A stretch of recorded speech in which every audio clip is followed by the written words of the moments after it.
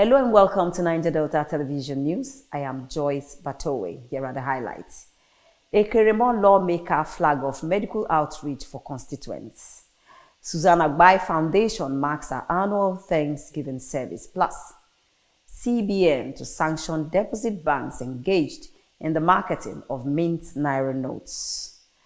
The member representing Ekeremo Constituency 2 in the Bayelsa State House of Assembly, Honorable Living Ebibaikabana meeting, is set to flag off the Assured Prosperity Medical Outreach Program in Ekeremo Town, the constituency headquarters. The medical outreach program, according to the lawmaker, will be launched on the 17th of December 2024 at 10 a.m. prompt in Ekeremo Town. The event marks the beginning of a series of outreach initiatives that will take place across the constituents in Ekeremo Constituency 2, aimed at providing free medical services and treatments to those in need, with a focus on promoting good health practices and preventive care. Following the flag off in Ekeremo Town, the Assured Prosperity Medical Outreach team will continue to visit different communities within Ekeremo Constituency 2. The lawmaker calls on all his constituents to participate in the medical outreach and take advantage of the free medical care and support being provided. It was all praise and worship and testimony as the Susan Agbai Foundation held its annual Thanksgiving service with the theme, The Faithful God. The event, which held at the Foundation's Event Center in Port Harcourt, had over 300 widows and other less privileged persons in attendance. Correspondent Tari Predo Ikidi completes the report. The Susan Dennis Agbai Foundation Center in Port Harcourt was filled to the brim with over 300 widows as they joined their benefactor, Dr. Mrs. Susan Dennis Agbai, in a special Thanksgiving service, celebrating God with praise, worship, and testimonies for His faithful and wonderful works in their lives through the foundation. Citing her personal experiences as reasons for putting together the foundation, Dr. Mrs. Agbai blessed God for His faithfulness in her life and that of the foundation. I'm actually a part of this foundation, there being a widow myself. But I'm married now, thank God. I was married for 5 years only and I lost my husband. And my experience was not a good one, I can tell you for free. And I took it upon myself to start something. A lot of people perceive widows as being cursed. They are not cursed. They just found themselves in a place where they cannot help themselves. So I took upon widows because they are the vulnerable ones. Anybody that wants to help, if a man wants to help them, he wants something in return. So there is no right over a widow. Well, I want to give them life, I want to give them hope, I want to tell them you can be something without going to any man's house to be his mistress or being used by anybody as a pawn. You can stand on your own as a widow, and that's what we're doing. Seeing them happy is health and wealth on this earth. So it gives me a lot of joy. It's been 6 years, and 6 years still counting. God has been faithful. He's been there. He's been supportive. He has brought us health all corners.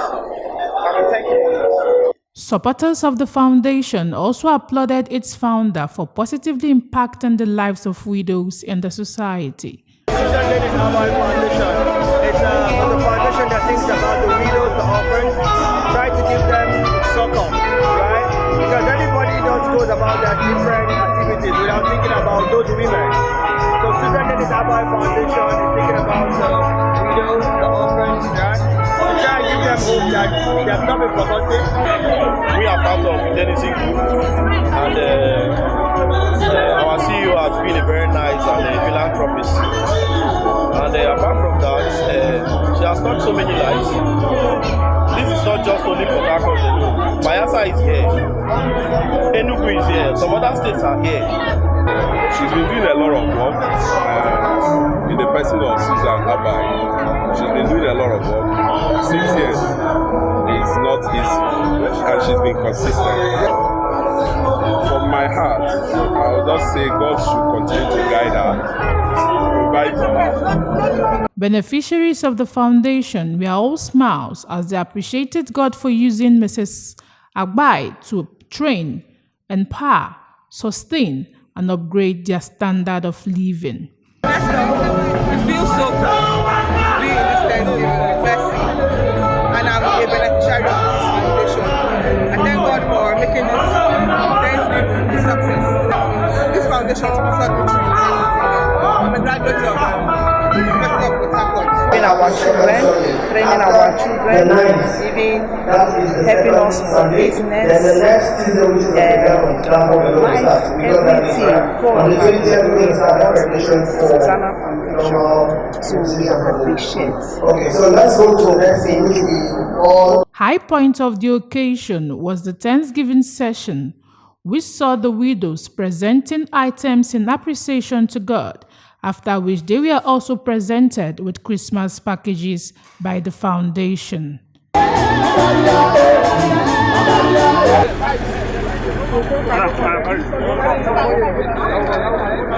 Tari Prido Ikiri reporting for NDTV News. The Federal Capital Territory Police Command has banned the use of firecrackers, knockouts, during the upcoming Christmas and New Year celebrations. The police, in a recent statement by its spokesperson, Josephine Ade, warned that the ban is implemented to ensure the safety of all residents and to protect lives and property throughout the festive season. The police emphasized that the Commissioner, Olatunji Disu, warned that the use of the banned items can lead to unnecessary panic and anxiety within the community.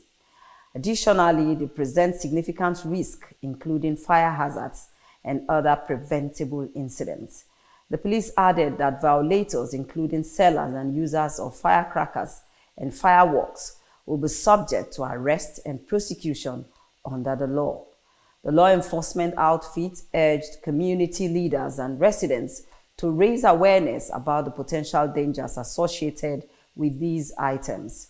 The command appealed to FCT residents and other Nigerians to remain vigilant and report any suspicious activities for violations of this directive to the police.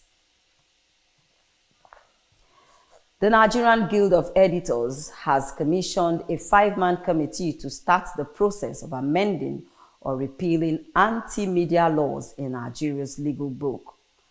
The committee will work closely with the Office of Minister of Information and National Orientation, the National Assembly, the Attorney General of the Federation, and Minister of Justice and other stakeholders.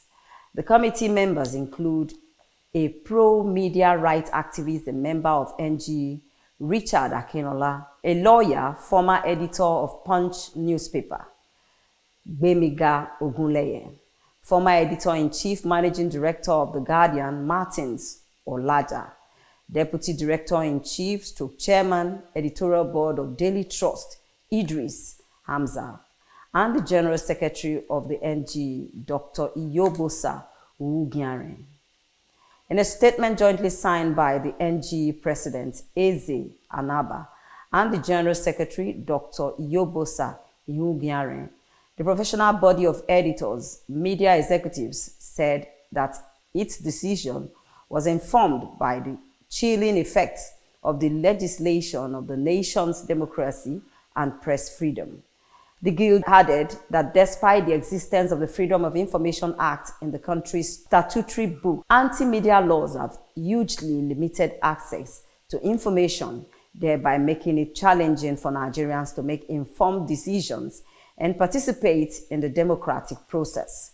The Guild explained that to further avoid damage to the nation's democratic culture and value, the committee is expected to engage the Minister of Information, National Orientation, the National Assembly, and other stakeholders in identifying those laws with the aim of addressing the threat which the anti-media laws pose to democratic stability, as they can create an atmosphere in which authoritarianism can flourish. It is said that its interest on the issue is not just about the necessity to create the enabling environment for press freedom and free speech to flourish, but more importantly, its determination to deepen the nation's democracy and, by extension, good governance at all levels of government in the country. The Nigerian Institute of Management, NIM Chartered, has given an Outstanding Leadership Award to the Managing Director of the Niger Delta Development Commission, NDDC, Dr. Samuel Ogboko. Speaking at the end-of-year lecture and award night of the NDDC chapter of the Institute, the President and Chairman of the Nigerian Institute of Management, Dr. Mrs. Christiana Ataku, lauded the NDDC Chief Executive Officer for his efforts in fostering professional excellence and contributing to the development of Nigeria. She also commended him for leading with purpose and distinction. The NIM president observed that the theme of the lecture, Leadership, a Panacea for Sustainable Development in a Digital Age, was not only contemporary and germane, but also timely and compelling. In a welcome address, the NDDC chapter chairman of NIM, Dr. Patience Ezogu, acknowledged the visionary leadership of the NDDC managing director and described him as a transformational leader. The keynote speaker, Professor Joy Eze-Jiofo, a food science and technology professor at Rivers State University, affirmed that the future of sustainable development in Nigeria and beyond rested on leaders prepared to rise to the challenges of the digital age. She highlighted the differences between leadership and management, stressing that effective leadership commands good governance. You're watching Niger Delta Television News, reaching you live from our studios. On the highlights, a Keremo lawmaker flag of medical outreach for constituents. Susanna Agbai Foundation marks her annual Thanksgiving service. Still to come in the news, CBN to sanction deposit banks engaged in the marketing of mint Naira notes. Details of these and other stories coming after the break. Please don't go away. Welcome to Niger Delta Television News and Current Affairs Department at the NS Equally Media Complex, here in Yanagua, Bayelsa State. One of NDTV's traditional objectives is to disseminate information with renewed vigor. We build teamwork for accountability, efficiency, and accuracy. Our community reports, eyewitness accounts, current affairs discussions are detailed and competitive. As NDTV reporters, undiluted report is our goal. We gather the news and bring it to you just as it is. Our cameras are poised to get in the story behind the story in an in-depth news report. Our new digital equipment are top-notch with clearer visuals and audio. NDTV is repositioned to serve you better. Join us on the news every day at 7 a.m., 12 p.m., and our major bulletin at 7:30 p.m. on Channel 25 UHF. NDTV, crystallizing the vision. We're glad to have you back. Niger Delta Television News continues. The Central Bank of Nigeria has announced severe penalties for deposit money banks and financial institutions involved in the inappropriate distribution of mint banknotes to currency hawkers and economic agents who profit from the illegal trade. Such defaulting bank will face an initial fine of 150 million naira with more severe punishments for prepared violations under the Bank and Other Financial Institutions Act, BOFIA 2020.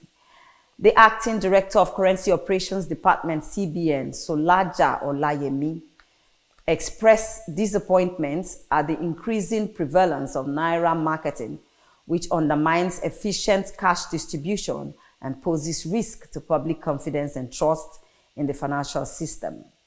He called on all banks to tighten internal controls, especially in their cash management centers, branches, and teller operations. The move comes as part of CBN's effort to stop illegal cash activities and ensure a transparent and effective currency distribution framework for the country. The authority of heads of states and governments of ECOWAS has given Burkina Faso, Mali, and Niger 6 months from January 29th to July 29, 2025 to reconsider their decision to exit the regional bloc. President of the ECOWAS Commission, Dr. Omar Toure, announced the 6-month grace on Sunday in Abuja after the 66th ordinary session of the Authority of ECOWAS Heads of State and Government. In his remark, President Tinubu commended the ECOWAS Heads of State and Government for spirited discussions throughout the summit, saying that the collective resolve underscored their strength to address the region's pressing challenges. The president congratulated the outgoing chairperson of the African Union Commission, Moussa Faki Mahamat, as he attended his valedictory session as AUC chair. He also praised Chairman President Nana Akufo-Addo, whom he fondly called Mr. Democrat, and wished him resounding success. Meanwhile, ECOWAS have leaders commended the exemplary diplomatic engagement of President Bassirou Diomaye Faye of Senegal and President Faure Onassingbe of Togo, as well as the diplomatic efforts of the chairman of the Authority of ECOWAS, President Bola Tinubu, and other individual member states towards the three countries. And from the entertainment scene, Nigerian music icon Paul Okoye, popularly known as Rude Boy, recently thrilled fans with an electrifying concert in Norway, promoting Afrobeat's popularity worldwide. Also, amidst the rising popularity of Afrobeats, concerns have been raised about its potential impact on other genres of music, prompting a spirited defense of jazz from veteran singer Yinka Davis. For details of these and other entertainment stories, let's join Asanat Ibrahim. Paul Okoye, also known as Rude Boy of the iconic Nigerian duo P-Square, has recently played host to Afrobeat fans at the Bergen International Culture Center, Norway. The event was a celebration of African music and culture, which featured performances by local Afrobeat artists, who energized the crowd with their beats and melodies.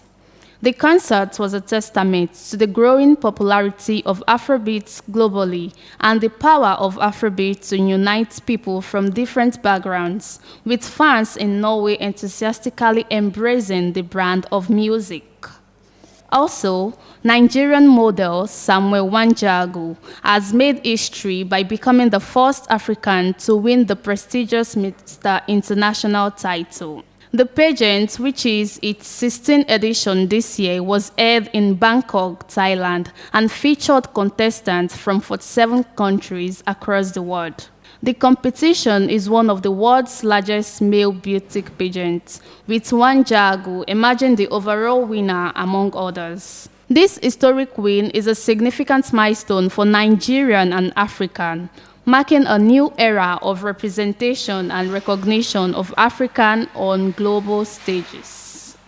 Still on entertainment news, veteran jazz singer Yinka Davis has weighed in on the perceived rivalry between jazz and Afrobeats. Davis, known for blending jazz with traditional African influences, argued that the two types are distinct and shouldn't be compared. The artist, who has faced criticism for a unique sound, remained unapologetic about her artistic choices and emphasized that her music is inspired by spiritualism. She further stated that music is a spiritual experience that transcends commercial appeal, no matter the type. I am Ibrahim Asanat, reporting for NDTV Entertainment News. And from the ever-busy world of sports, resurgent Bayelsa United move up to 8th position on the Nigeria Professional Football League table after defeating visiting Akwa United by 2-1 over the weekend. For details of this report and other sports stories, let's join Ayemi Niene. Resurgent Bayelsa United defeated Aqua United 2-1 in a fiercely contested game on March 17 at the Samson Siasia Stadium, moving them up to 8th in the MPFL standings. In an attempt to play on the counter, the Prosperity Boys took a defensive stance at the beginning of the game. Apart from Rabiu Abdullahi's tame header in the 10th minute, they did not produce much going forward. And in the 23rd minute, the away team took advantage of a defensive lapses to take the lead when a right-wing cross went uncleared and Chijoke finished from close range. 5 minutes later, Aqua United came close to doubling their lead, but Bayelsa United was kept in the game by a vital save from God-gift Elkanah. In the 38th minute, Jawad Mustafa had a great opportunity to equalize, but missed it after shooting wide from a promising position. Awal Sadiq eventually gave Bayelsa United a goal in the 41st minute after Simon Daniel had set the ball on a plate for him, drawing the game level. In the second half, United made a few changes to strengthen their attack, replacing Rabiu Abdullahi and Emo James with Yahya Ibrahim and Folua Apokabowe. This proved to be exactly what Bayelsa United needed as their attack grew more intense. The home team took the lead in the 80th minute thanks to a combination of the two substitutes, which sent the supporters into wild celebrations. While Aqua United stays at the bottom of the table, the victory moves Bayelsa United up to 8th place. To play Remo Stars, Bayelsa United travels to Ikene next. Manchester City continued their worst run of play since 2006 as they fell to Manchester United for their 8th loss in 11 games across all competitions. At the Etihad Stadium, City collapsed spectacularly as Bruno Fernandes equalized from the penalty spot just moments before Amad Diallo scored the game-winning goal for the visitors in the 90th minute. City appeared to be in control after Gasco Guardiol gave them the lead in the 36th minute. Makeshift left-back Matheus Nunes gave up the game-changing penalty after Edison was troubled by his poor back pass. But Guardiola accepted responsibility after the game, which was an unprecedented 8th loss in 11 games. Ayemi Miene for NDTV Sports. That sports report from our bulletin wraps up the news on Niger Delta Television. But before we go, a look at our top stories. The member representing Ekrimo Constituency 2 in the Bayelsa State House of Assembly, Honorable Living Ebibaikabana meeting, is set to flag off a short prosperity medical outreach program in Ekrimo town, the constituency headquarters. We also brought you a report that it was all praise, worship, and testimonies as the Susan Agbai Foundation held its annual Thanksgiving service with the theme, The Faithful God. And finally, the Central Bank of Nigeria has announced severe penalties for deposit money banks and financial institutions involved in the inappropriate distribution of mint banknotes to currency hawkers and economic agents who profit from the illegal trade. That's it on NDTV News. I am Joyce Batowe. Thanks for watching.